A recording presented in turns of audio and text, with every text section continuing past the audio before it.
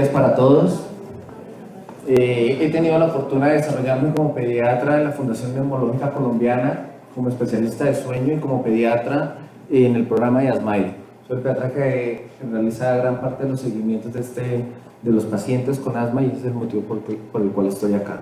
Cuando me dicen manejo ambulatorio del paciente con asma, ¿de qué hablar? Del tratamiento, del diagnóstico, qué es lo que está sucediendo, miramos fisiopatología, qué hacemos, qué puede realmente impactar. Entonces ahí es como por ejemplo comentarios del doctor Gabriel unos días atrás que dice ¿cómo voy a valorar a un paciente que me llaman por cuarta vez, que tiene un episodio sibilante y no tiene tratamiento?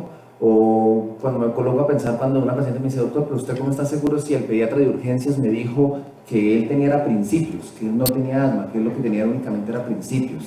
Entonces yo digo, ¿cómo le explico en 20 minutos que tengo de consulta que realmente el diagnóstico es clínico y que no hay un examen en ninguna parte del mundo? Así yo lo mandé a Estados Unidos o Europa para hacer el diagnóstico. Le digo, hombre, no hay principios de embarazo, ¿está embarazada o no está embarazada? Tiene asma y la sospecha clínica hasta que su hijo no tenga la capacidad de desarrollar unas pruebas de función pulmonar no lo es. Pero también le aclaro que cuando cumpla los 5 años, las pruebas de diagnóstico nos pueden dar normales y tampoco me descarta el diagnóstico, porque ahí también está la conversación de que no, a su hijo a los 5 años sí le vamos a decir si tiene o no tiene. Entonces ahí es cuando no solamente mi pensamiento, sino las guías GINA que acaban de salir hace un par de semanas, las guías del 2018, dicen que los aspectos fundamentales del manejo ambulatorio del asma van enfocados en esclarecer el diagnóstico, en conceptos básicos del diagnóstico y en conceptos básicos de cómo lo evalúo, cómo manejo, para poder tener un tratamiento y que ustedes tengan unas conclusiones de unos conceptos tal vez un poco más sencillos de las charlas que hemos visto anteriormente, pero que realmente buscamos que impacten en nuestros pacientes. Lo comentamos, como toda charla debemos empezar por la definición de asma. Es una enfermedad heterogénea, es decir, tiene diferentes características clínicas, estas cambian por la edad, lo vamos a ver en la charla, pero fundamentalmente se clasifican en los pacientes que son menores de 5 años y en los que son mayores de 5 años, que las guías internacionales, como ustedes lo saben, lo hablan, mayores de 5 años, adolescentes y adultos, ya en un solo grupo.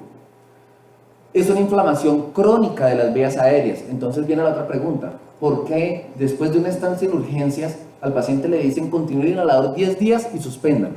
¿Eso será suficiente para manejar esta inflamación crónica? Se define por la historia de los síntomas respiratorios como sibilancias, dificultad para respirar, opresión en el pecho y tos que varían con el tiempo y que varía la intensidad junto con la limitación variable del flujo del aire expiratorio. Y prácticamente aquí me estoy ya adelantando al diagnóstico. El diagnóstico es clínico, historia de síntomas. Y en los pacientes que tenemos la posibilidad de objetivizar la limitación variable del flujo del aire expiratorio con las diferentes pruebas de función pulmonar. Esto tiene, ¿qué es lo que buscan las guías actualmente? 300 millones de personas son afectadas en el mundo. La prevalencia está aumentando. Parece que estos conceptos básicos de los cuales voy a hablar, de identificar el diagnóstico, está cambiando. ¿Por qué? Porque en los pacientes en donde más está aumentando la prevalencia es en el paciente pediátrico. ¿Y esto por qué es importante? Porque en todo el mundo es claramente identificado que el asma es una de las principales causas de ausentismo escolar y ausentismo laboral por parte de los padres. Y tiene unos gastos de atención médicas realmente elevados. El doctor Denis, como principal objetivo de este artículo, que fue buscar la prevalencia de asma, encontró que en la población pediátrica aquí en Colombia estamos sobre el 17% de los pacientes y una prevalencia general, tanto de pacientes pediátricos como de adultos, del 12%. En nuestro país. Entonces, por eso nos vamos al diagnóstico. Y el diagnóstico lo vamos a hablar y en general toda la charla en cómo es en menores de 5 años y cómo es en mayores de 5 años. ¿Qué pasa en los menores de 5 años? Es frecuente el cuadro de sibilancias recurrentes, usualmente asociadas a infecciones respiratorias agudas altas. Pero es muy difícil, eso sí hay que decirlo, definir cuándo es ese cuadro es la presentación inicial de un asma. Es difícil hacerlo.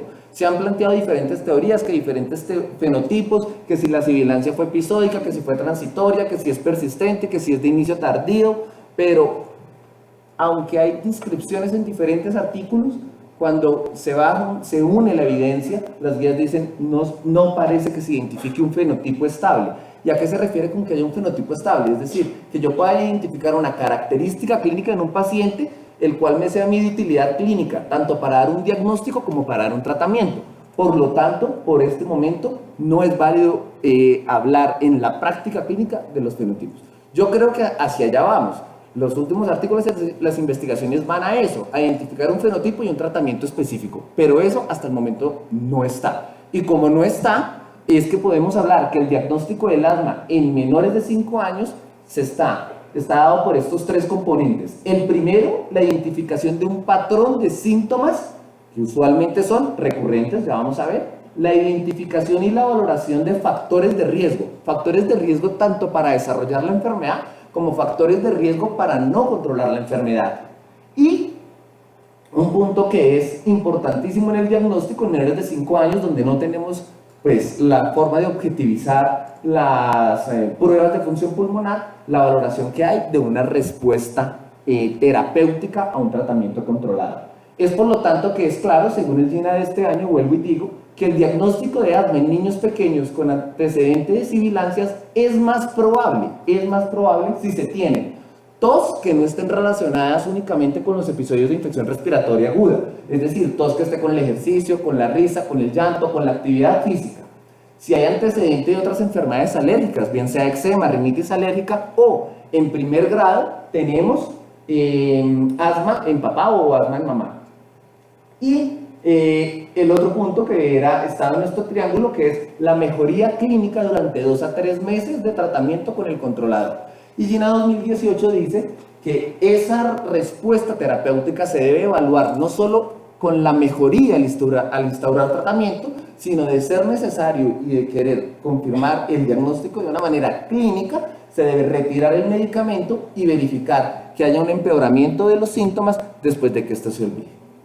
Es por eso que hay herramientas que toman, por ejemplo, la guía colombiana o que hablan inclusive en la guía británica sobre el índice predictor de asma. Y el índice predictor de asma no es otra cosa que identificar el paciente que tiene esa presentación heterogénea de síntomas de sibilancias más de 3 en un año, que busca los factores de riesgo que ya les he venido hablando y que nos determina, según el seguimiento grande de la corte de Tucson, que los pacientes que tienen un índice predictor de asma tienen 2.6 a 3 veces más probabilidades de tener asma. Y teniendo ese índice predictor de asma, pues es la suficiente, nos da el suficiente respaldo para poder cumplir con el siguiente criterio, llamémoslo así, que es hacer la prueba terapéutica, ver qué respuesta hay si yo instauro un manejo controlado. Mayores de 5 años, ¿qué ocurre acá? Lo mismo, ahí la literatura es mucho más avanzada y más aún en adolescentes y adultos. Se trata de buscar los fenotipos de asma. Y aunque vuelvo y aclaro, allá va el futuro, tratamiento personalizado del asma, identificar cuál es la diferencia de cada uno hasta ahora. Hasta ahora, estos no se correlacionan fuertemente con un proceso patológico específico y no puede predecir qué respuesta va a tener a uno u otro tratamiento. Y en ellos, nuevamente, se basa en la historia de patrones de síntomas característicos y en los pacientes de 5 años, aunque no siempre, se puede ya evidenciar la prueba de reversibilidad del broncodilatador, es decir, el estudio de una espirometría pre y post broncodilatador, que hoy en el taller pues se buscará aprender de manera clara y concisa su interpretación, o de otras pruebas como son las pruebas de broncoprovocación, bien sea metocolina o bien sea ejercicio, y que pues en este momento no es el objetivo de la charla. Entonces, ¿cómo es el manejo ambulatorio del asma? Si yo tengo el diagnóstico, si yo tengo la sospecha diagnóstica, que ya vemos que está fundamentada principalmente en la clínica, ¿cómo guío yo el manejo ambulatorio del asma? Entonces, ¿qué plantean las guías? 2 cosas. 1, valorar el control de síntomas. ¿Sí? El paciente es el que me dice qué es lo que yo debo hacer. Si debo empezar tratamiento, optimizar tratamiento, observar, estudiar diagnósticos diferenciales y buscar siempre reducción de riesgo. ¿Riesgo de qué? Fundamentalmente de 3 cosas. Riesgo de que tengamos nuevamente exacerbaciones, que no nos llegue el 4º, 5º, 6º, 7º episodio sibilante, nuevamente hospitalizado. riesgos de que no tengamos alteraciones a largo plazo de la función pulmonar y riesgo de que no tengamos efectos adversos en la medicación. Es decir, que sepamos manejar las dosis adecuadas para cada uno de los pacientes y que se pueda establecer en una línea del tiempo si nosotros tenemos que optar por cambiar de terapéutica, optimizar la que tenemos o subir la dosis de la que hay. En menores de 5 años, ¿qué buscamos en el control ambulatorio? Lo primero es controlar los síntomas, controlar la clínica. Y les comentaba el riesgo de futuros resultados adversos a nivel de deterioro de función pulmonar, de riesgo de exacerbaciones y de riesgo de efectos secundarios de medicamentos. Hay diferentes escalas según la que uno lea, según la que se proponga, va a la memoria de cada persona, la que uno tenga en el consultorio de abajo, pero el concepto prácticamente es el mismo. El GINA 2018 propone estas 4 preguntas. Si el paciente tiene síntomas diarios, dice por algunos minutos, más de una vez a la semana, es criterio ya para no estar controlado. Si tiene algún despertar o tos nocturna por asma a la semana, es criterio como tal. Uso de medicación de rescate más de 2 veces a la semana, o si hay alguna queja de alguna limitación de una actividad por síntomas respiratorios, pues ante la sospecha diagnóstica, pues por asma. Considerando que la enfermedad está controlada cuando nada de esto ocurre. O sea, este es mi objetivo cuando yo inicie el tratamiento. Esto es lo que me va a hacer moverme en el tratamiento escalonado del asma cuando tenga una o 2 de las anteriores, es decir, tenga una enfermedad parcialmente controlada, o cuando realmente esté no controlada porque tenga 3 o 4 de estas condiciones. Lo otro que debemos valorar, además del control clínico del tratamiento, es los factores de riesgo. ¿Y riesgo de qué? Ya lo hemos comentado, riesgo de exacerbaciones. En menores de 5 años se han identificado claramente factores de riesgo para exacerbaciones que son modificables, y en esto hay que trabajar. Esto es lo que hay que enseñarle al paciente. No es solo un puff más, un puff menos. No, es controlarle también los factores de riesgo. ¿Para qué? Para que esté controlado, para que no vuelva a urgencias, para que yo identifique cuál es el paciente que le tengo que hacer un seguimiento trimestral, por ejemplo, a cuál le hago una función semestral o a cuál le hago uno anual. ¿Y cuáles son esos factores de riesgo? Tener la clínica no controlada. Prima siempre la clínica. En el asma siempre va a primar la clínica. Entre haber tenido una o más exacerbaciones graves en el año anterior. Que el inicio de los síntomas corresponda con el inicio de picos respiratorios. Estamos hablando de pacientes menores de 5 años. Y en los pacientes menores de 5 años, el principal desencadenante, como lo hemos mencionado, son las infecciones respiratorias altas. Entonces ahí tenemos que mirar vacunación contra influenza, prevención y educación en manejo de infecciones respiratorias agudas, lavado de manos, uso de tapabocas, etc. Factores modificables, el control ambiental. Es claramente identificado que la exposición a humo de segunda mano, contaminación en el aire interior o exterior, exposición a alergenos al interior de la casa, y más si se combinan con infecciones virales, pues van a ser un desencadenante para que tengamos exacerbaciones. Estratos socioeconómicos bajos, problemas psicológicos, violencia intrafamiliar, maltrato infantil. Todo eso está relacionado con tener un mayor riesgo de tener exacerbación, posiblemente porque va a estar relacionado con una falla en la adherencia al tratamiento.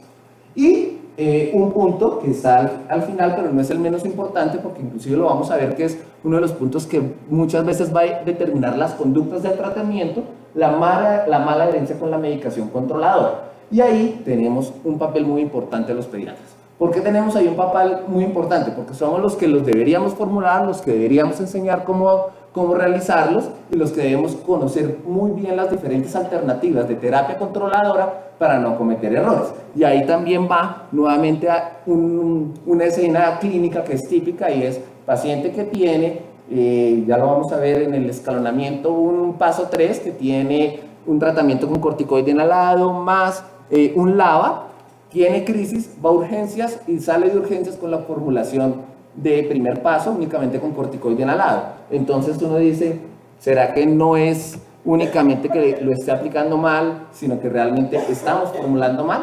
Nuevamente vamos a los conceptos principales de diagnóstico y tratamiento de la enfermedad. Factores de riesgo que limitan el flujo del aire fijo, en pacientes menores de 5 años, haber tenido varias hospitalizaciones por causa respiratoria en el último año y tener el historial de bronquiolitis. En pacientes mayores de 5 años, es lo mismo. Lo primero que se busca es el control de los síntomas. Aquí se evalúa, es un poco más laxo, síntomas más de 2 días a la semana, algún despertar por asma, no habla sobre la tos nocturna, sino propiamente sobre los despertares, requerimiento de la medicación de rescate más de 2 veces a la semana y alguna limitación de actividad por el asma. Y nuevamente, está controlado cuando no tenemos ninguno de estos 4 factores, parcialmente controlado cuando tenemos 1 o 2 de los anteriores, y no está controlada en definitivo si tenemos 3 o 4 de estos factores. ¿Cuáles son los factores de riesgo en los mayores de 5 años que son modificables, pero que tenerlos son un factor de riesgo para que este paciente me haga exacerbación? Haber tenido alto uso de salbutamol, de broncodilatadores de acción corta, puntualmente está relacionado inclusive con más mortalidad. En pacientes adolescentes, tener el consumo de un canister de 200 dosis de salbutamol está directamente relacionado con la mortalidad que puede tener el paciente en su siguiente crisis.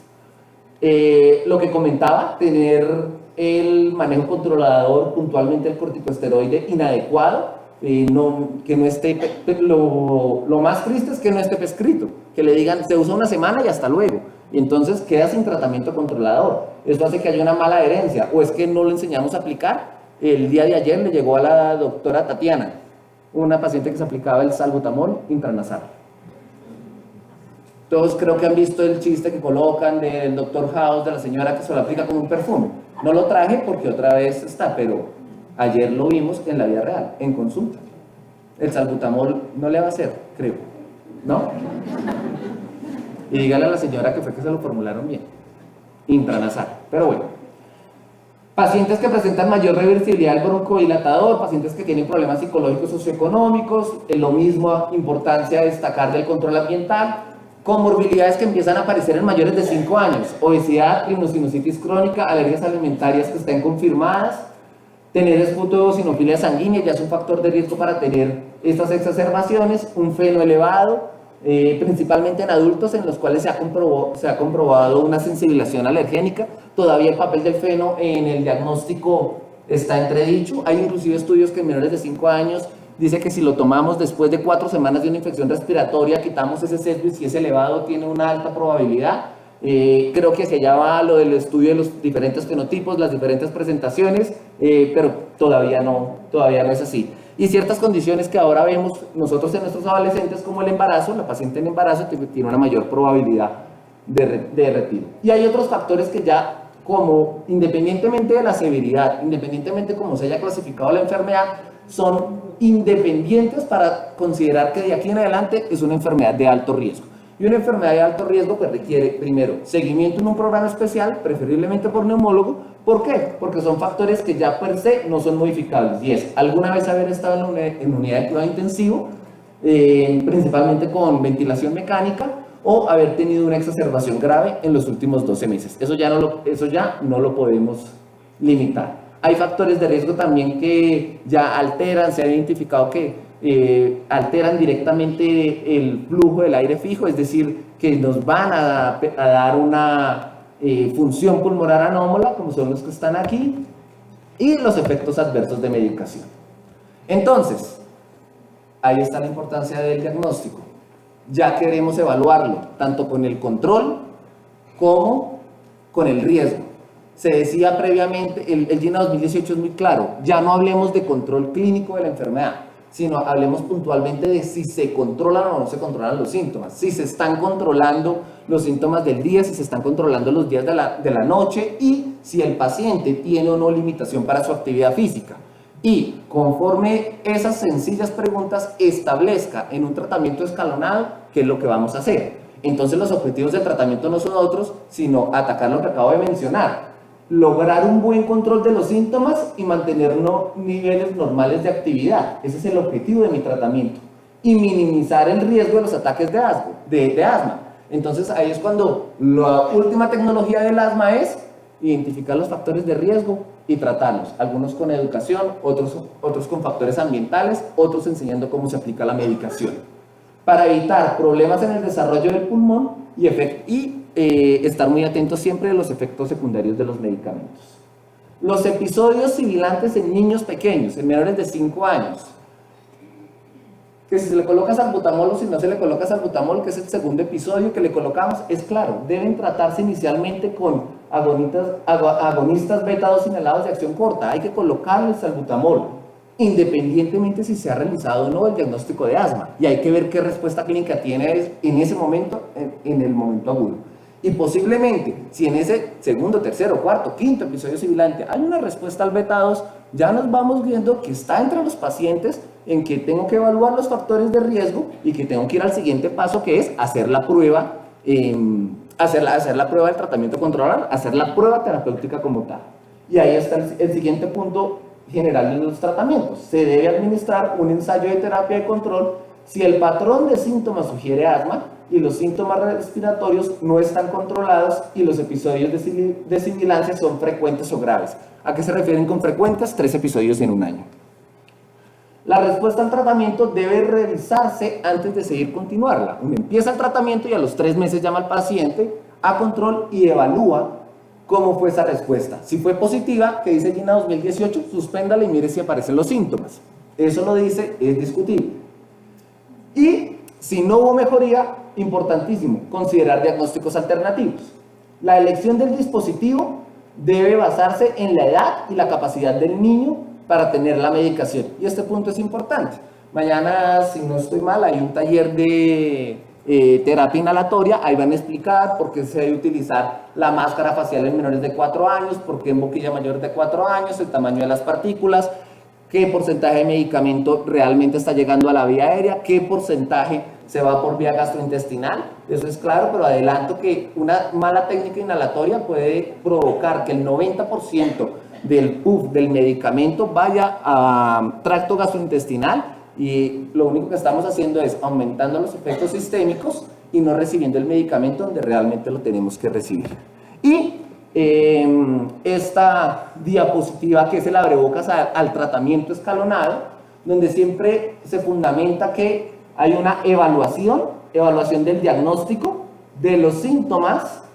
Este es el escalonamiento que es para los pacientes mayores de 5 años, por lo tanto tiene un quinto escalón y además incluye la valoración de función pulmonar. Todo paciente mayor de 5 años sí o sí debe tener el intento por lo menos de tener la espirometría pre y post broncodilatado, siempre evaluar la técnica inhalatoria, la adherencia y tener en cuenta las preferencias del paciente, porque eso es una enfermedad crónica. Entonces el tratamiento es para largo, no es para 8 días después de la crisis, no es para 8 días después de que salga de urgencias y después vaya que el neumólogo lo mire. Se debe ajustar el tratamiento, entonces debemos conocer cuáles son todas las opciones terapéuticas. Se debe contemplar todas las estrategias no farmacológicas, principalmente ¿para qué? Para modificar los factores de riesgo que tanto les mostré que son modificables en los pacientes.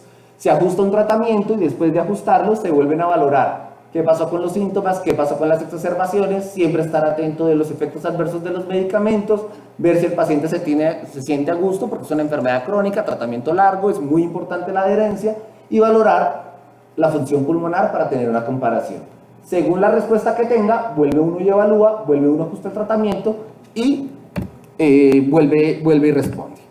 ¿Cuál es el tratamiento escalonado que propone actualmente GINA 2018? Salió hace un par de semanas. Difiere un poco de las guías colombianas que tenemos del 2013 y de las británicas que eran del 2008. Pero el mensaje sigue siendo en el fondo el mismo. Pacientes en el paso número 1, se les debe colocar beta-2 agonista de acción corta inhalado únicamente ante síntomas. Es decir, terapia aliviadora según los síntomas. En el paso número 2, el tratamiento de elección para no alargarnos. Corticoide inhalado diario a dosis baja. Paso número 3, corticoide inhalado diario al doble de la dosis baja.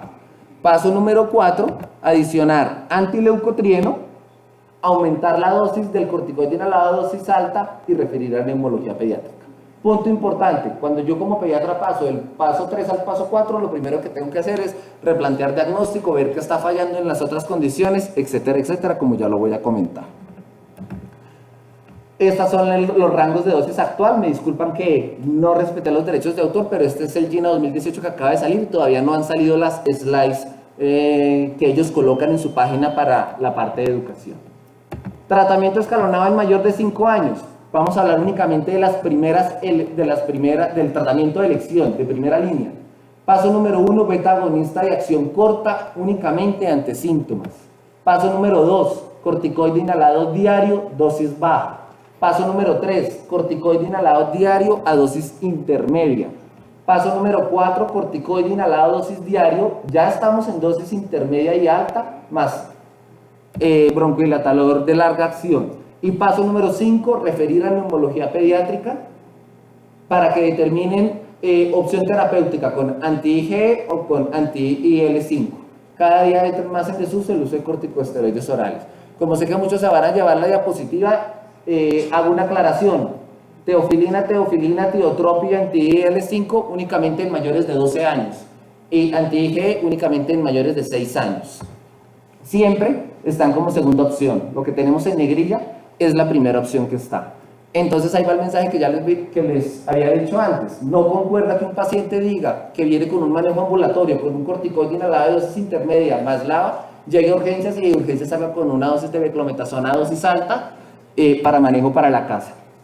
Tenemos un mayor número de medicamentos aprobados tanto por la FDA como acá en Colombia por el INVIMA para manejo de corticoide inhalado con las diferentes dosis que hay que identificar de dosis bajas, intermedias y dosis altas. Esto es importante porque esto es lo que nos mueve en el tratamiento escalonado.